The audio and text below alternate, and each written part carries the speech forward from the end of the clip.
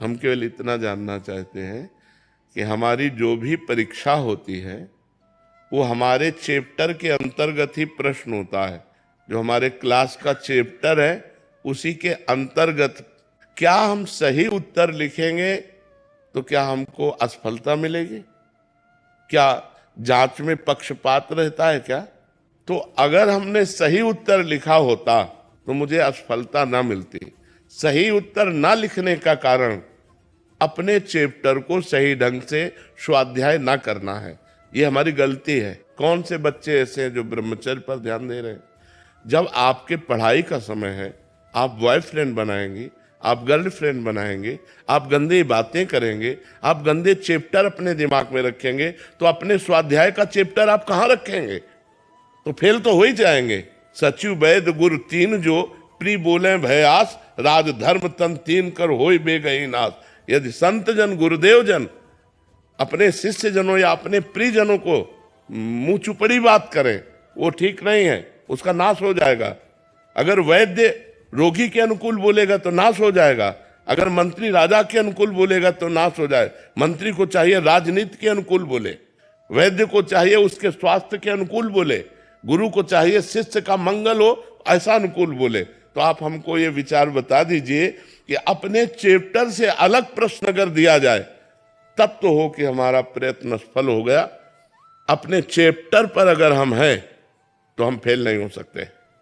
अपना चैप्टर बदल दिया। एक 17 साल की बच्ची यहां बैठे हुए कह रही थी मैं शराब पीती हूं, मैं सिगरेट पीती हूं, यहीं बैठ के बोली थी। तो उससे मुझे लगता है अनुमान, जब प्रायः हम बच्चों और बच्चियों से बात करते हैं, कि शायद ऐसी कोई बच्ची होगी जिसके बॉयफ्रेंड ना हो, शायद ऐसा कोई बच्चा होगा जिसके गर्लफ्रेंड ना हो। नहीं तो प्रायः इस गंदगी में बह रहे हैं बच्चे। अब जब तुमने इंद्रियों की विलासिता स्वीकार कर ली, व्यसन स्वीकार कर लिया, तो विद्या अध्ययन कर पाओगे? बचपन से ग्रंथ पढ़ रहे हैं, इतने इतने मोटे धर्म ग्रंथ हैं, आज आप प्रश्न कर रहे हो, उन्हीं से उत्तर दे रहे हैं। शास्त्रों का स्वाध्याय न किए हो तो उत्तर कहां से आवे? धर्मयुक्त उत्तर होना, ऐसा नहीं कि मनमाने हंसी मजाक हो। तस्मात् शास्त्रम प्रमाणम ते कार्यो व्यवस्थित हो, एक भी शब्द मिस्टेक नहीं पाओगे। आप धर्म से नहीं चलोगे, आप पवित्र भोजन नहीं करोगे, तो आपका दिमाग का ही काम नहीं करेगा, तो फेल तो हो ही तो जाओगे ना। एक जगह हम मानते हैं कि आपने बहुत ग्रेजुएट पढ़ाई की, आपने अच्छी पढ़ाई की, इसके बाद आपको नौकरी नहीं मिल रही, यहां मान सकते तुम्हारा बुरा प्रारब्ध है, तुम्हारा बुरा भाग्य है जो तुम्हें आगे नहीं बढ़ने। लेकिन फेल होने में हम नहीं मान सकते। फेल होने में भाग्य नहीं, तुम्हारी असफलता है, तुम्हारा प्रमाद है, तुम्हारी गंदी बातें हैं जो तुम मोबाइल में समय देते हो, जो तुम गंदी बातों में समय देते हो। अगर अपने चैप्टर पर समय दो तो आप कंठस्थ कर सकते हो। हम कह रहे हैं 4 बजे उठकर हर विद्यार्थी किसी भी ग्रंथ का पाठ करे, अगर उसे कंठस्थ ना हो जाए तो हमें बताओ। कितने बड़े बड़े ग्रंथ हैं तुम्हारे, इतने मोटे मोटे हमारे धर्म ग्रंथ हैं, इतने मोटे मोटे ग्रंथ हैं। तो आप अपनी असफलता का स्वयं कारण है, ना कि भाग्य, ना कि कोई देवता। आप हमें इस विषय पर बताइए, यदि कहीं भी आपको संशय लग रहा हो। ब्रह्मचर्यहीन जीवन स्मृति विहीन जीवन है, और ब्रह्मचर्य युक्त जीवन स्मृतिवान जीवन है। कम से कम 22 वर्ष तक तो ब्रह्मचर्य रहना चाहिए, चाहे बच्ची हो चाहे बच्चा। 22 वर्ष तक तो 10-5 बॉयफ्रेंड गर्लफ्रेंड हो जाती है।